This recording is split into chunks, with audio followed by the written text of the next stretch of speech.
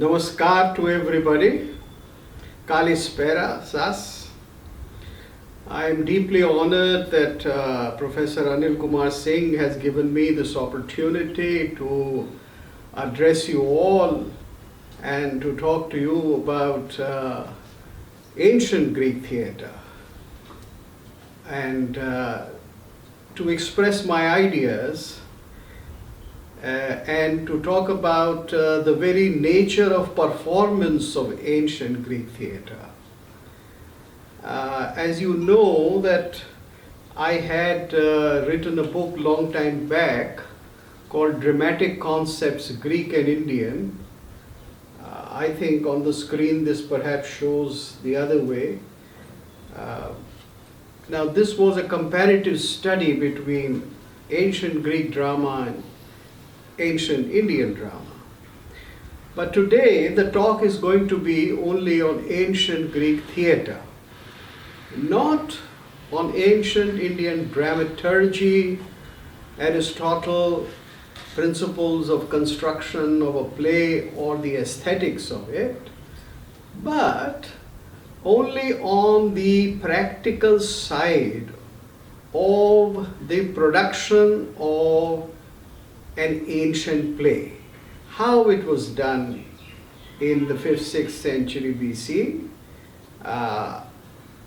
whatever evidence that we have and scholarship, and there is a huge amount of scholarship about the nature of productions. In Greece, we have many kinds of artifacts preserved from very ancient times, because on vase painting and in some sculptures we get some images of the masks, we get some paintings which show some kind of an actor, etc. I will present before you primarily the pictures of the theatre of Dionysus. I'll show you that, and from there we will go on to explain as to how a Greek performance was done. You see, what is very important is to understand how was a play actually performed. Because theatre, as you know, is a living art, prayogatmak vidya, something which is not just talked about. Of course we talk about it and we call it dramaturgy, and we talk about the relationship of theatre to other arts and vice versa. But the first thing is to understand how was a play actually performed in ancient times in Greece. Now, why do I say this again and again? You will say, well, we all understand this much, but why do you, Professor, go on repeating it? There is a very specific reason for saying so. And the reason is this, that ancient Greek theatre tradition disappeared.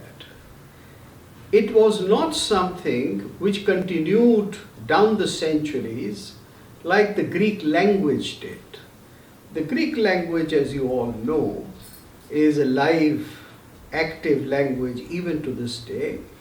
And modern Greek, which is popular Greek as different from Kathaverusa or the old style Greek harking back to ancient Greek, but both of them are still very close to ancient Greek. To make a comparison, ancient Greek and modern Greek are much closer to each other than Hindi and Sanskrit are closer to each other. Now that shows that there was a continuity, a perfect continuity. But this continuity did not exist in the field of the practical art of theatre. Theatre disappeared in Greece around 4th century BC. As a matter of fact, it did not disappear. It was made to disappear because the Christians thought that theatre is something devilish, theater is something which cannot be performed. It is an act of evil, and so they put an end to theater, like they put an end to what they called polytheism, what they called heathenism or paganism, all these words which they used for the ancient Greek religion, art and culture. So when that was put an end to, and later on it was vandalized and destroyed, theater was also put an end to, and that's why there was no continuity of tradition in the field of theater. Unlike in India, where our theater also suffered a similar jolt at the hand of Islamic invaders, but still managed to preserve, and we still have our ancient forms somewhere or the other living in art forms like Kuchipudi, Bharatnatyam, Odissi, etc. And a whole lot of the ancient art of India is still preserved. Now that kind of thing, unfortunately, does not obtain in Greece. It would have been wonderful if it had, but it does not.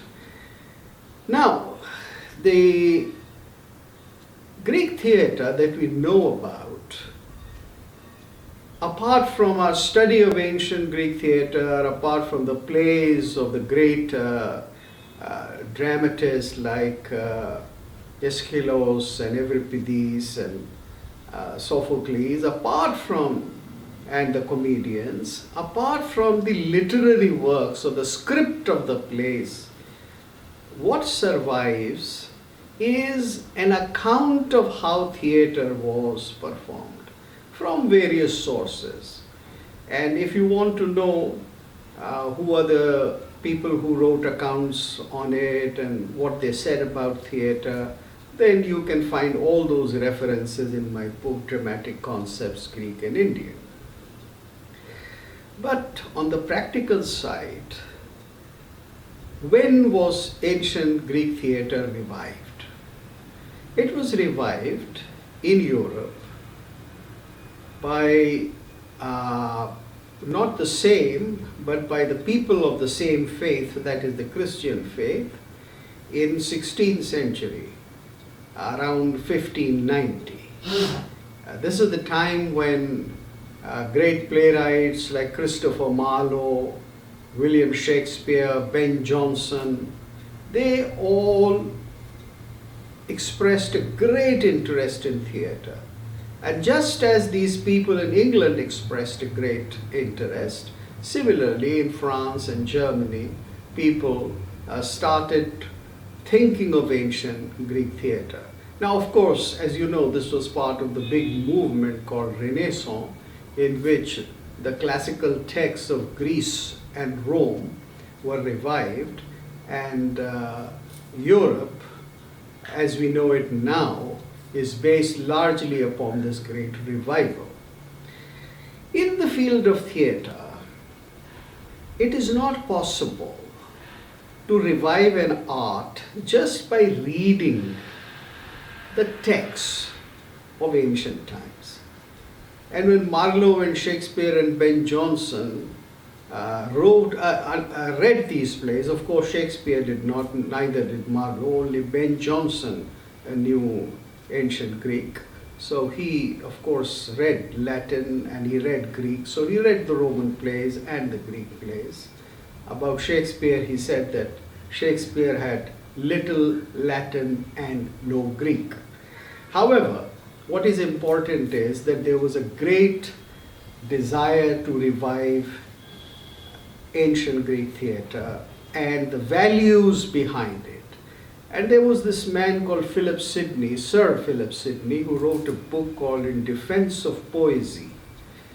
And he reinstated the values of Aristotle. And he reinstated the values very clearly, which could apply to writing of a play. And as you know that there are 6 elements which Aristotle describes: mythos, ethos, diania, etc. Melopea, Opsis. So these are principles mentioned. Now, by reading just the text of the play and by reading the text of Aristotle, Peripethiki or about poetics, you cannot revive a living ancient art. So what the British and other people, French and Germans, did in Europe was to create a new theatre, thinking that they were recreating and following and actually making live ancient Greek theatre again. So, what they did was that they revived, or rather wrote plays on the principles described by Aristotle in his book, The Poetics, but they had no idea of the actual performances. Nobody at this time had seen the ancient amphitheaters of Greece. Nobody had even a direct acquaintance with some of the archaeological material, because the archaeological material had not been discovered. The great findings of archaeology come in the 19th century, 300 years later. So they had just the books before them. So out of the principles, the 6 principles of mythos, ethos, diania, opsis, lexis, and melopea. To translate it very simply, mythos is the story, usually called the plot in Greek theatre, or plot consequently in European theatre now. Ethos is the character or the moral content. Diania is thinking, the thought process, what goes on in the mind of a character. Opsis is the spectacle, the visual that you see. And lexis is the literary content, the poetry that you use, the songs that you sing, the language that you use, whether in prose and poetry, etc. And finally, melopea, which is music. Now, out of these elements, it was not possible at all to revive opsis or spectacle, or what you see, the visual content. Because how can you see the visual content when there is neither a description of ancient visual content of Greek theatre, nor is there any chance to see anything carved in stone or painted or manuscript, nor can you have any idea of what was the ancient Greek music like. And music or melopea for the Greeks meant not just notes, not just swara and tala, not just the tone and the rhythm, but the dance also, the choreography also. So these things they had no idea, and so they simply left them out. They had no choice. So they left out opsis, they left out melopea. What they had then was the 4 things: the plot, mythos, the character, ethos, diania, which is the thought process. The great lines were composed along that principle, like the great soliloquies of Shakespeare. To be or not to be, that is the question, Hamlet saying. So this is all patterned after ancient plays. And they had the text, the lexis. So they could see that ancient Greek poetry was used for plays. And so there was a great emphasis in using poetry in European drama. And Shakespeare therefore writes in blank verse, and his plays are mostly, the content is blank verse and very little prose. Now you would ask me, why have I given you a history of European Renaissance drama before I have talked about ancient Greek theatre? For the very simple reason, friends, that we means we Indians who were introduced to ancient Greek drama by the British and the British themselves had access to what I just described.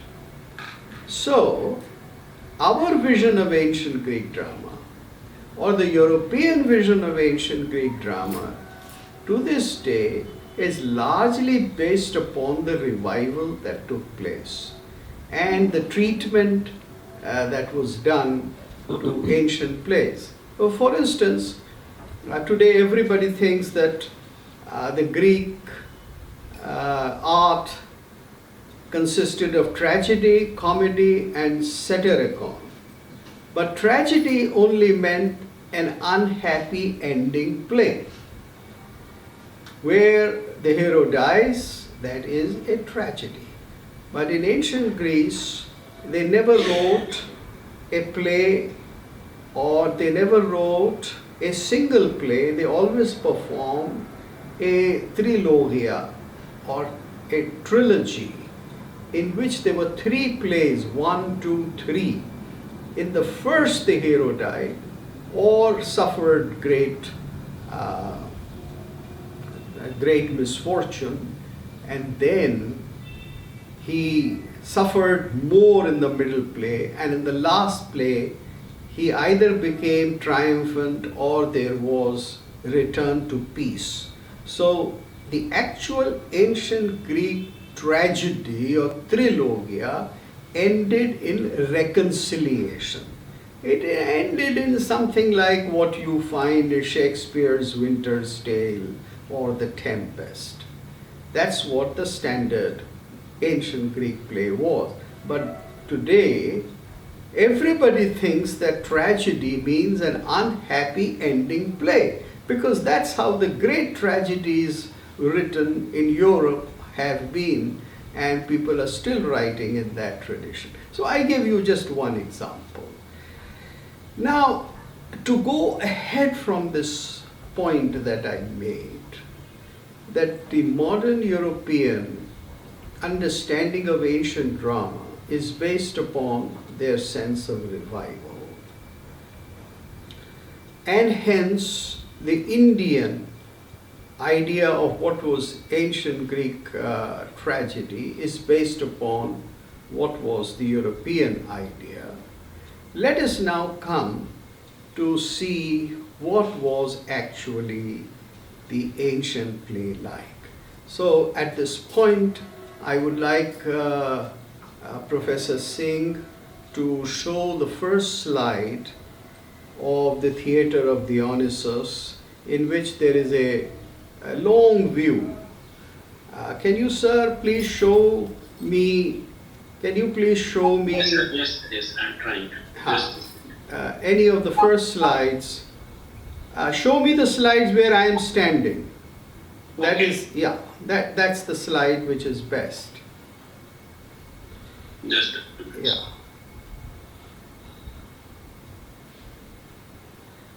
So when this comes onto the screen,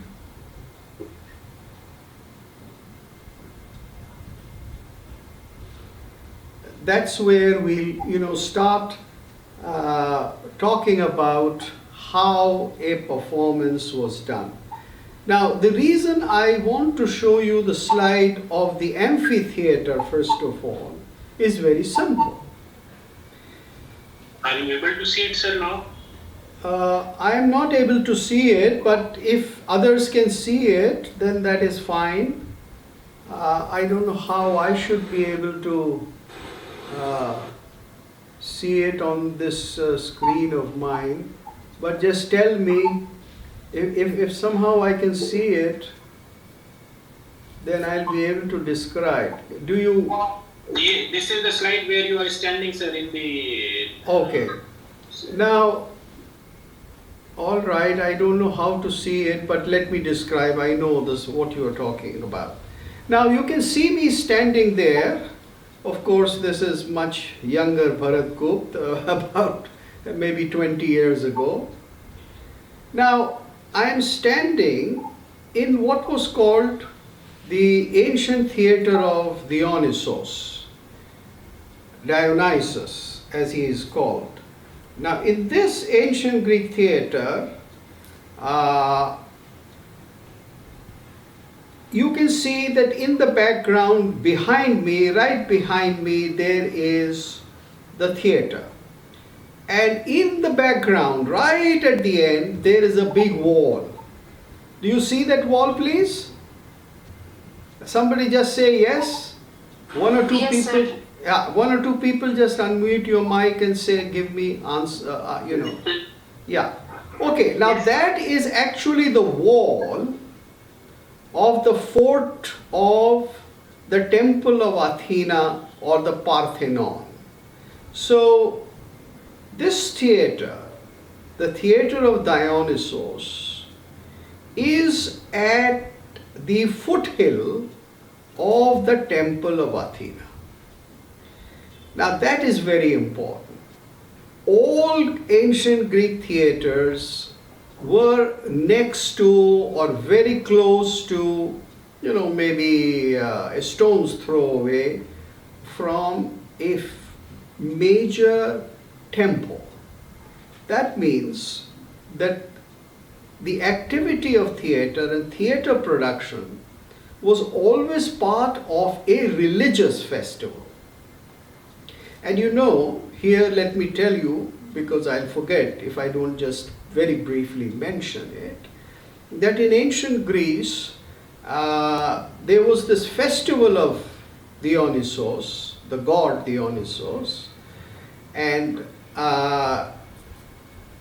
this was held in the month of February. And as those of you like Professor Anil Singh who are familiar with Greek weather will tell you that February is a cold time. This is when it rains, it's bad weather. But the festival of Dionysus was held in February because that was the auspicious time.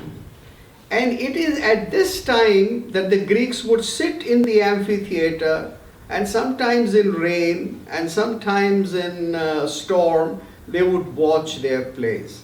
They would not watch them as they do now in the very pleasant months of August and September. Now that's the great season for tourists there, and all ancient plays in amphitheaters are held there now. Which means that now they are held for commercial purposes, for entertainment, but in ancient times they were held as part of ritual, as part of a religious act. I've given a term, invented a term for that, which when you read my book, you will see that term. It is called ieropraxis. That is sacred action. Eros, means sacred, and praxis is action. So, theatre, drama was sacred action, and it had to be done as part of the festival of a god. And I don't have the facility now, otherwise I would have shown you that in the amphitheater, among the seats, the first seat, the most prominent seat, was the seat of the god Dionysus. It was left vacant, and it was believed that Dionysus comes and watches the play. So it was a spectacle for the gods and men together. When they perform for the gods also, and they perform for themselves. So Greek theatre was very, very religious theatre. It was not like Indian theatre, which was sometimes religious, sometimes very entertaining, sometimes done in streets only for entertainment, sometimes in temples for religious purposes. But it was entirely a religious theater, and it was done only at the religious festival of a god, whether in Athens or outside Athens. Now, having said that, to explain this picture to you, you will see that there is in the wall, now of course there is a cave where they had made a church in the period of Christian dominance, but now it has been restored to just the old cave. You will see the steps, and you will see the back of the stage. So Professor Singh, we can go now to the next slide, in which you find a big overview of the theater of Dionysus. Yes, sir, it is there. I am showing that only. Okay, you are showing that now. Yeah, is there any way, can somebody guide me as to how I can... Sir, one of the window, one of the